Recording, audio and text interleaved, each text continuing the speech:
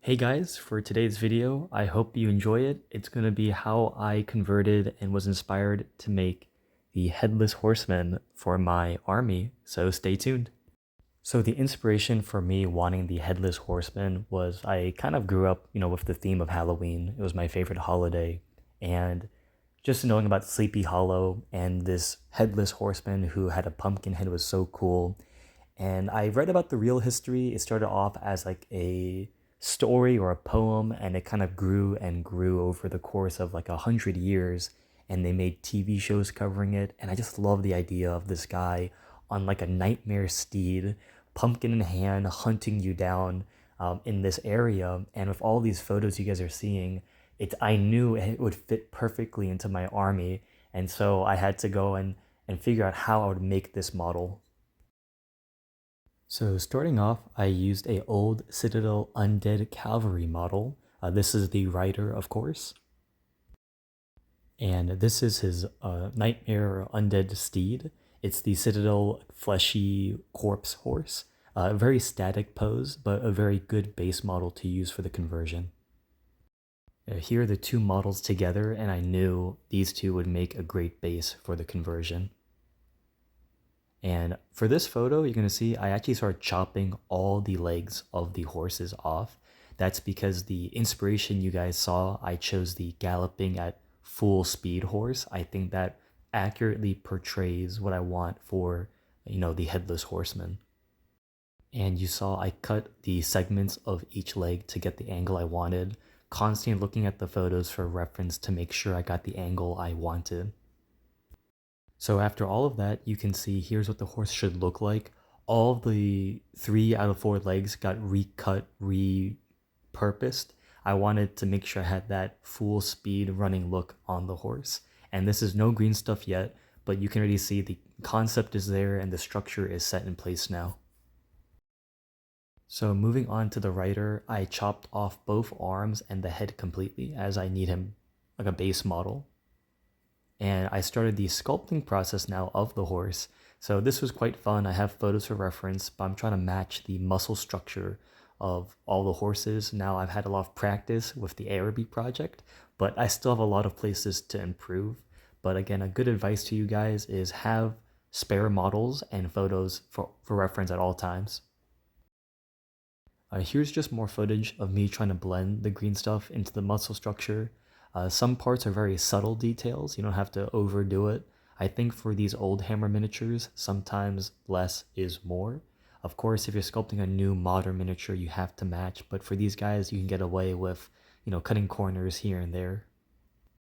And this is what the horse looks like with all the segments fully sculpted. So you can see a lot of the joints had to be reblended, some muscle structure refixed, and then I added some tears to the flesh just to make sure I matched the overall aesthetic of the miniature. So moving along to the guy himself, I actually started sculpting the clothing you see, like the colonial era type clothing. Quite fun. I worked in stages, so I did his, I think, left side first, making my way to the right side. That gray thing you see is I could say the skeleton of the hand. I just used an offcut of a sprue to build it up. And at this stage of the model, you can see I got a lot of pretty much the clothing is almost completed. Worked on the back to get that flowing cape, or I guess his main suit. I'm going to be putting a cape over this, so I had to do all the work, work in stages. I'd say working from the inside out is the best way to do sculpting. So overall, really happy with how he's coming along at this point. Pretty substantial work was done so far. And I'm kicking myself so badly, I lost footage of how I sculpted the pumpkin and the cape. But here is the completed reveal of the Headless Horseman. The pumpkin I had to redo twice. The first time it was a little bit smaller, so as it dried, I put on a second layer to make the front a bit more rotund and more pumpkin-like. I'm really happy with how the flowing cape looks on the back of the model. So I matched all the movement. I guess that's one key element to sculpting. Make sure everything makes sense and has like a story about it. And here are just some final still shots for the hand up close the pumpkin and the cape, so you guys can kind of pause the video and kind of look a bit more. I know my shaky cam isn't the best.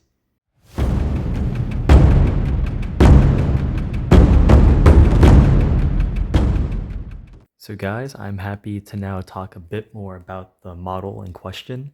You just saw the sculpting and inspiration for it. I'm really happy of how he turned out. He's a little bit smaller. That's mainly due to the new base size, of course, from Games Workshop, and just the older metal undead miniatures were definitely smaller, but he does look quite unique, definitely when I put him amongst the whole undead horde I have going on. And let's talk about the painting a little bit. So for the horse, I kept it fairly simple. A lot of the artwork, which I showed earlier, shows the horse either a dark brown, a dark black, or in some photos, because it's in night, you can't actually tell the skin color. So I opted for more of a gray looking horse, with the feet, of course, being blended to black. That seems to be a very safe color choice to go with, and I can zoom in a bit. The model is covered in cuts and scratches, and you saw the sculpting, so I had to match a lot of the original design. It's supposed to be a rotting horse, and in a lot of the artwork you see of the headless horseman, the horse is actually, fully alive, but I wanted mine to be a bit more ethereal, so I went with some just like simple not non-metallic, simple glowing effect on the eyes. Nothing fancy. It just took a quick like 2 minutes of putting three different greens on, and I think, or I hope, you guys agree it kind of sells that effect. Not trying to do something that's too complicated. So the horse was pretty simple. I made the barding and the saddle cloth, this blue and red. That's just to tie into the army. I didn't want to make him too much brown toned or black toned because the model, as you can see, he's quite dark. So I wanted to avoid that. And one really cool detail is you can see the horse, this one in particular by Citadel, has three different arrowheads in the body. And the fourth one is just the tip of the arrow poking out of the neck. So I think it's really cool. Moving on to, let's say, the actual guy himself. So I think I was a bit inspired, and you're all gonna laugh.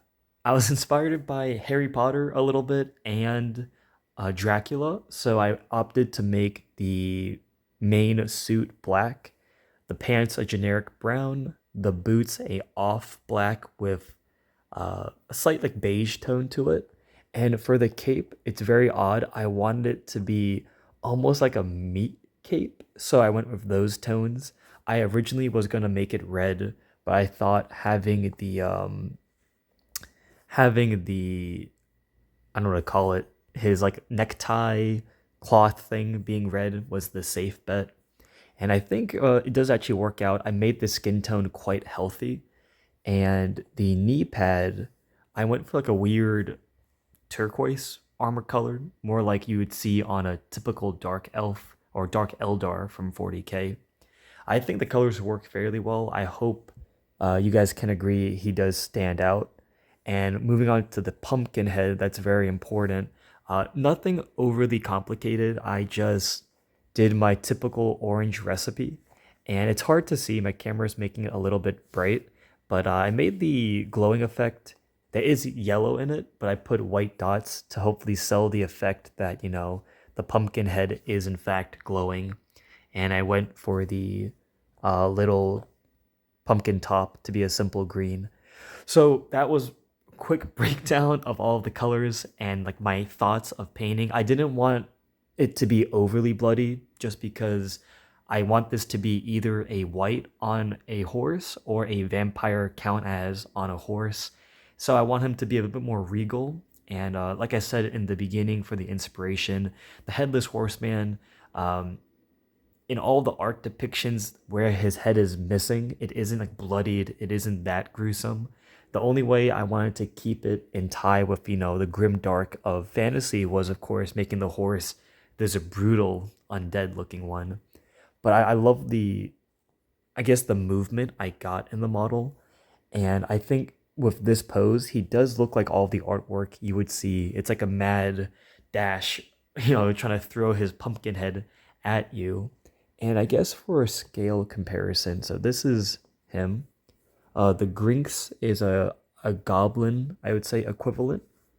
Then the closest model to a human size model would be maybe this golem.